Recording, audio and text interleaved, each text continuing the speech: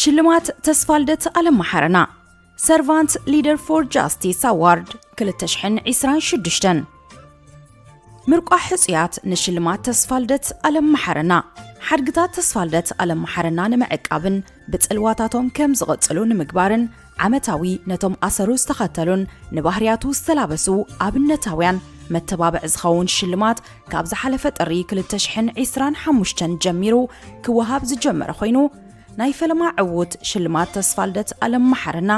ኣዳላውን ኣቕራብን መስትያት ቤትና ዘካርያስ ክብረአቢ ነይሩ ኣብዚ ንኻልኣይ ግዜ ክካየድ ተመዲቡ ዘሎ Servant Leader for Justice Award ዝተሰሚዐ ሽልማት ሕጽያት ብህዝቢ ክርቁሕ እዮም ተስፋልደት ዓለም ማሕረና መስራት ናይቲ ስሙይ መርበብ ሓበሬታ ኣዝማሪኖ ኮይኑ ኣብ ኤርትራውያን ዲያስፖራ ናይ ምብህሃልን ዝተፈላለዩ ድምጽታት ዝተኣናገደሉን መድረኽ ብምፍጣርን ቅድሚት ይጥቀስ ኣብ መሰል ምግላጽ ሓሳባት ቃልስን ምኽባር ልዕልና ሕግን መንጋስ ፍትሕን ድማ ዝካየድ ዘሎ ኩለንትናዊ ጥሕሰት ሕጊ ደው ብምባል ኩሉ መዳያዊ ኣበርክቶ ገይሩ ሓሊፉ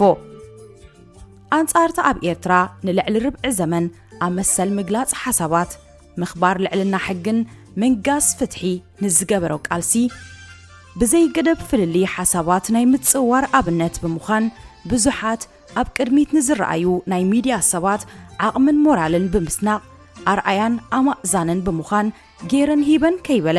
ሞሳን ስምን ከይተጸበየ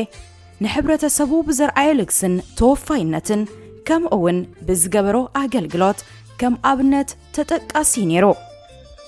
እምበኣር እዞም ኣቐዲሞም ተጠቒሶም ዘለውን ኪንዮምን ተስፋልደት ዝልለየሎም ባህርያትን ተግባራትን ደሚቖም ንኽዝከሩ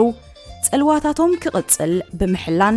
ድሕሪ ዕረፍቱ ብሽሙ ክዳሎ ዝጀመረ ሽልማት ንመበል ካልኣይ ጊዜኡ ዕለት 24 ጥሪ 2026 ክወሃብ እዩ በዚ መሰረት ምርቋሕ ሕጹይ ወይ ድማ ሕጽይቲ ንሽልማት ተስፋልደት ዓለም ማሕረና 2026 ካብ 30 መስከረም ክሳብ 28 ጥቅምቲ 2025 ንህዝቢ ክፉት ኮይኑሎ ብተወፋይነቱ ወይ ድማ ተወፋይነታ ጽልውኡ ወይ ድማ ጽልዋኣ ብዘለዎም ብሉጽ ባህርያት ብዝፈጠርዎ ጽልዋን ጽዕንቶን እዝኒ ኽብርን ዝኽርን ሓድግታት ተስፋልደት ዓለም ማሕረና ዓመታዊ ዝወሃብ ሽልማት ይግብኦዩ ወይ ድማ ይግብኣዩ ትብልዎም ውልቀ ሰባት ብምርቋሕ ኣበርክቶኦም ኣፍልጦም እንትኽረክብ ነዚ ዕድል ክትጥቀምሉ ብኽብሪ ንዕድም እትረቕሕዎ ውልቀ ሰብ ስለምንታይ ንሽልማት ተስፋልደት ዓለም ማሕረና